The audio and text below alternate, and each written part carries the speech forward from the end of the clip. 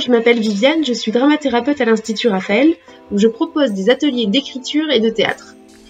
Drama en grec ancien, ça veut dire action, et je crois que de l'action on en a tous besoin en ce moment. Et oui, quand on écrit comme au théâtre, on agit. On a accès au pouvoir de la fiction, et ses bienfaits de lâcher prise, de libération des émotions, d'élaboration de la pensée.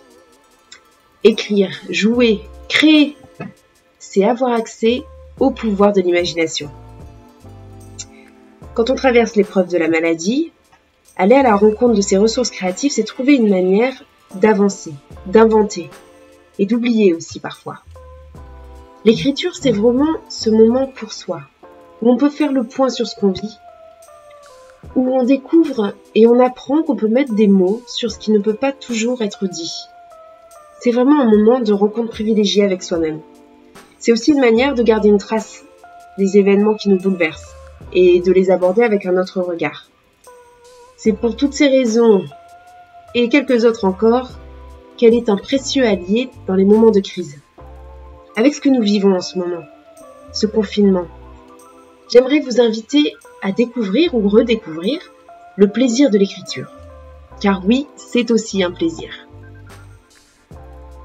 Et pourquoi ne pas commencer simplement par un journal de bord? Écrivez chaque jour ce que vous ressentez, les émotions douloureuses qui vous submergent, mais écrivez surtout les belles choses qui vous arrivent, ce qui vous a fait du bien dans la journée. Ça peut être la découverte d'un livre, d'un film, d'une musique, une conversation réconfortante, un éclat de rire. C'est quelques pas de danse ou aller à la fenêtre avec les voisins pour applaudir à 20h. Fouillez autour de vous et trouvez ces pépites. Écrivez-les, vous leur donnerez de la force et de la valeur. N'hésitez pas non plus à vous laisser glisser dans une écriture spontanée. Écrivez sans réfléchir, comme ça vient, sans vous relire. Et si vous avez l'occasion de partager vos écrits avec vos proches, faites l'expérience de la lecture à voix haute de vos propres textes.